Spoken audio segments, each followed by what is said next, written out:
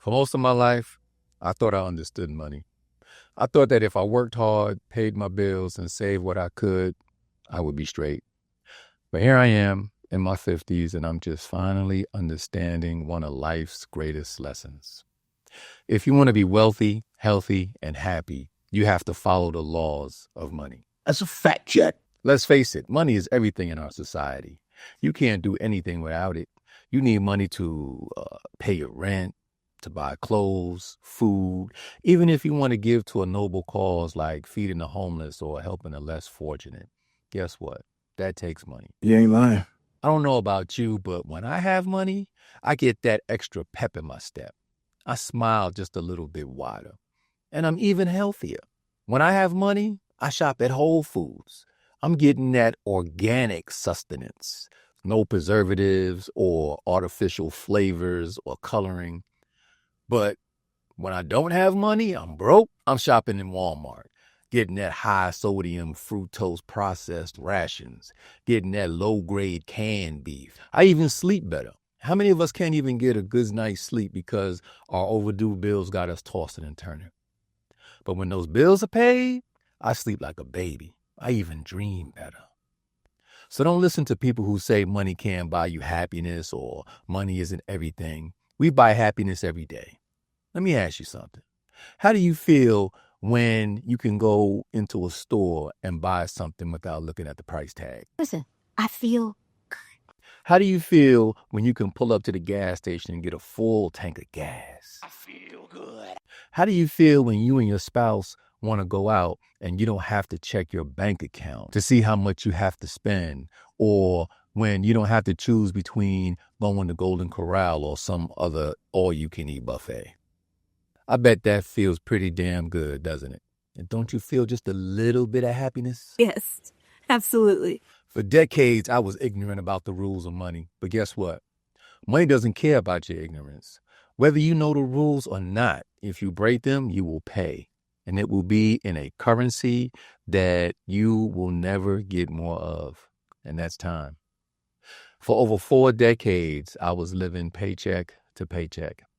I get paid, and immediately I would start paying bills, rent, utility, car note. And by the time I was done, there was barely anything left. I tell myself, next month I'll save something for me. But guess what? Next month never came. And why? Because I didn't understand the first law of money. Pay yourself first. For over 4 decades, I was drowning in debt. I made a lot of financial mistakes along the way, but one of the biggest was relying on credit cards. Credit cards are the devil, for me anyway. I used them to buy things I couldn't afford, like vacations, gadgets, nights out, all the while telling myself I'll pay it off later. Next thing I knew, I was buried in debt, paying interest on things I didn't even remember buying. For over 4 decades, I was chasing the wrong investments. If I had $1 for every get-rich-quick scheme I fell for, a friend would pitch me a business idea and I'd throw money at it without even asking him if he had a business plan. Each time I lost money. Why? Because I wasn't following the law that says, don't invest in things that you do not understand. For over 4 decades, I was letting money control me. I stayed at jobs I hated because I needed the paycheck. I avoided looking at my bank account because I would get depressed at looking at my negative account balance and overdraft fees. So life made me a believer. There are laws to money. Number 1, pay yourself first. Every time you earn money, the first thing you should do is put something to the side for yourself. Before you pay your bills, before you buy groceries, before you spend a dime, pay yourself. Save at least 10% of your income and treat it as untouchable. This money isn't for emergencies. It isn't for you to splurge. This is your seed money for building your future wealth. When you don't pay yourself first, you're always playing catch up. You're working for everyone else, your landlord, credit card company, cable bill, but never for yourself. Pay yourself first means you're willing to be a little uncomfortable for a few years so that you can be comfortable for the rest of your life. Number 2, spend less than you earn. This sounds obvious, but it's a rule so many of us ignore, including myself. For years, I spent more than I made, relying on credit cards. Credit cards are the devil, y'all, at least for me. But here's the thing. If you're spending more than you earn, you're not building wealth, you're digging yourself a hole. The law is simple. Live below your means. Cut out unnecessary expenses. Understand the difference between your needs and your wants. Do I really need that Netflix subscription? Or Apple TV? Or Amazon Prime? Disney Plus? HBO? Cinemax? Showtime? ESPN? Gym membership? Costco's? BJ's? Because no matter how much money you make, if you're spending it all, or worse, spending more than you earn, you'll never get ahead. Number 3, make money work for you. For most of my life, I worked for money. I traded my time and labor for a paycheck. And while there's nothing wrong with working a 9 to 5, the truth is you'll never achieve financial freedom by working alone. At some point, you have to make your money work for you. This means investing. It means putting your savings into things that grow, like stocks, real estate, businesses. It also means being smart about it. Don't throw your money at the first opportunity that comes your way. Do your research. Understand what you're investing in. And remember, wealth is built over time, not overnight. Protect your wealth is number 4. The world is full of people and schemes that will try to separate you from your money. Scams, bad investments, poor decisions, they're all out there waiting for you to slip up. The law here is simple. Be cautious. Don't invest in things you don't understand. Don't let greed cloud your judgment. And always have a plan for protecting what you've earned. Number 5, the last one, learn continuously. This is perhaps the most important law of all. Never stop learning. Money is constantly moving, changing, evolving.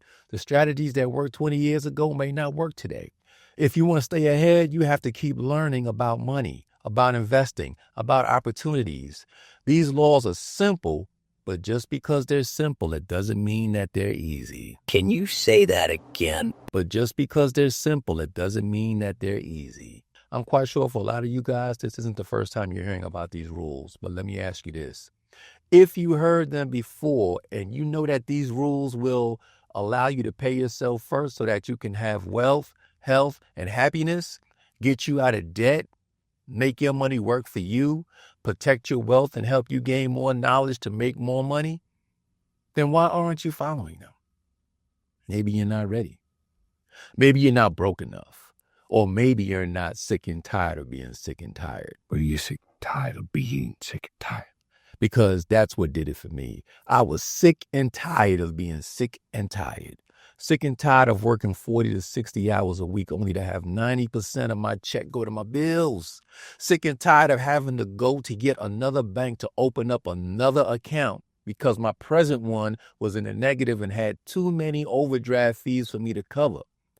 There actually came a time when I wasn't allowed to open up any more bank accounts. They had me on the watch list, y'all. Sir, come with me, please. The only account I had for a minute was Cash App. Type "you already know" in the comments if you know what I'm talking about.